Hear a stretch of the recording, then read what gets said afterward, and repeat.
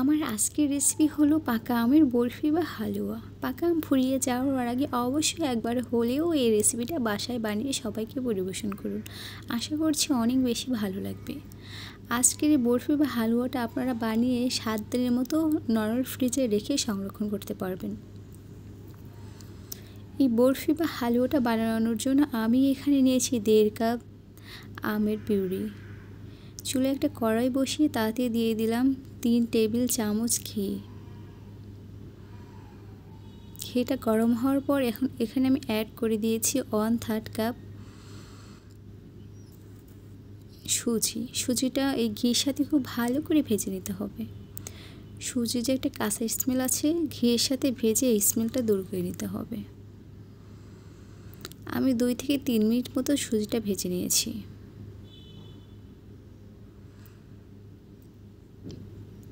2 থেকে 3 মিনিট ভেজে নেওয়ার পর এখন আমি এখানে অ্যাড করে দিচ্ছি 3 কাপ লিকুইড দুধ। আমি এখানে ফুল ক্রিম লিকুইড দুধটা ব্যবহার করেছি। আপনারা চাইলে গুঁড়া দুধটাও ব্যবহার করতে পারেন।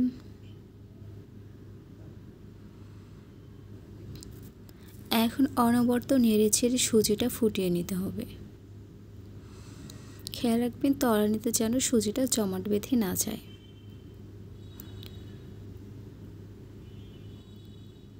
আর নাড়াটা যদি বন্ধ করেন তাহলে কিন্তু সুজির দলা পাকিয়ে যাবে বা জট বেঁধে যাবে। এই জন্য অনবরত নেড়েচেড়ে সুজিটা ফুটিয়ে নিতে হবে।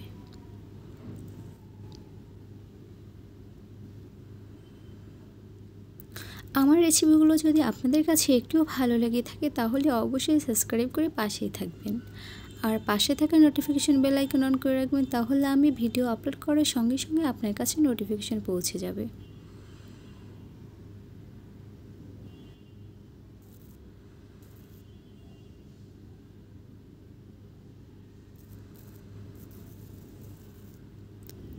দিয়ে দিচ্ছি 1 চিমটি লবণ। মিষ্টি জিনিসে যদি লবণের পরিমাণটা একটু দেওয়া না থাকে তাহলে কিন্তু মিষ্টিটা পারফেক্ট হয় না।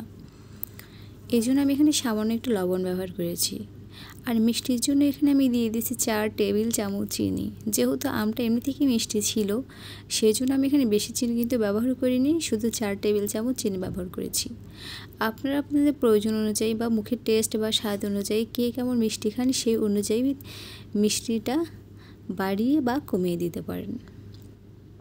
যেহেতু আমি এখানে আমের কোনো একটা জিনিস বানাচ্ছি বা কালারফুল কোনো জিনিস বানাচ্ছি, বুঝতেই পারছেন আমটা দিয়ে মানে ভালো একটা কালার আসবে না। সো এই জন্য আমি এখানে অ্যাড করে দিয়েছি 1 ফোঁটা অরেঞ্জ ফুড কালার। এটা অপশনাল, আপনারা চাইলে দিতেও পারেন, না চাইলে নাও দিতে পারেন। এখন যে কাজটা করতে হবে সেটা হচ্ছে আমি যে ম্যাঙ্গো পিউরিটা করে রেখেছিলাম সেই ম্যাঙ্গো পিউরিটা এখন দিয়ে দিচ্ছি। এখন খুব ভালোভাবে নেড়েচেড়ে মিশিয়ে নেব।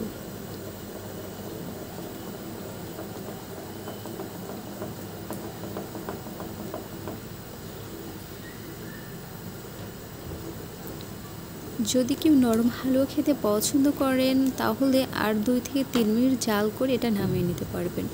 আর যদি কেউ বরফি স্টাইলে খেতে চান তাহলে আরও কিছুক্ষণ জাল করে নিতে হবে। আমি যতক্ষণ পর্যন্ত জাল করছি আমার মোট সময় লেগেছে এই যে আমের পিউরিটা দেওয়ার পর আরও 10 থেকে 15 মিনিট আমি জাল করে নিয়েছি। একদম শুকিয়ে নিয়েছি, অতিরিক্ত যে পানিটা ছিল সেটা একদম আমি শুকিয়ে নিব।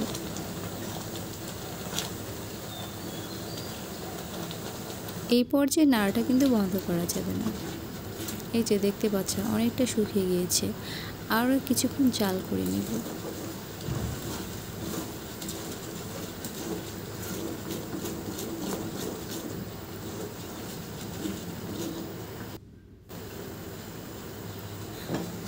এখন এর মধ্যে আমি অ্যাড করে দিচ্ছি 1/2 কাপ গুঁড়ো দুধ।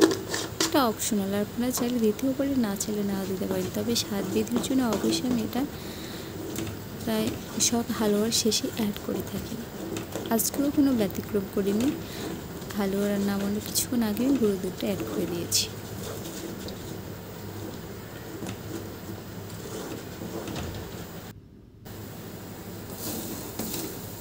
এই যে দেখতে পাচ্ছেন এই পর্যায়ে এটা নামিয়ে নিতে হবে। ঠান্ডা হওয়ার পর কিন্তু এটা অনেকটাই শক্ত হয়ে যাবে। আমি একটা ছোট ট্রে নিয়েছি, তার মধ্যে এটা সেট করে দিচ্ছি। সমান করে 4-5টা সেট করে নিতে হবে।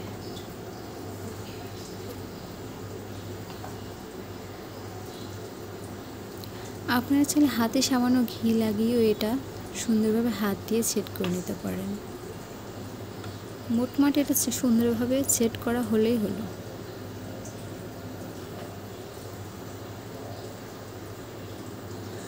এখন এটা রুম টেম্পারেচারে আসার পর্যন্ত অপেক্ষা করে তারপরে নর্মাল ফ্রিজে রেখে 1 ঘন্টার মতো সংরক্ষণ করব।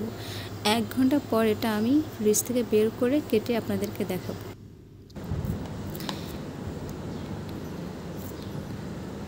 এই যে আমি ফ্রিজ থেকে এটা বের করে নিয়েছি এবং এটা অনেকটাই শক্ত হয়ে গিয়েছে। এখন আমি কেটে আপনাদেরকে দেখাচ্ছি। আপনারা আপনাদের পছন্দ অনুযায়ী মন মতো যে কোনো সাইজে এটা কেটে নিতে পারেন।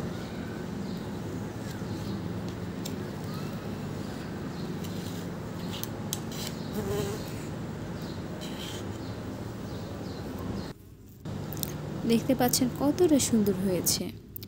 এখন পরিবেশনের জন্য আমি এখন উপর দিয়ে ছড়িয়ে দিচ্ছি কিছু গুঁড়ো দুধ।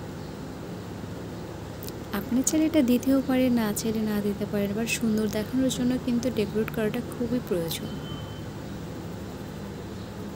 সো আজকের মতো এ পর্যন্ত। সবাই অনেক বেশি ভালো থাকবেন, সুস্থ থাকবেন।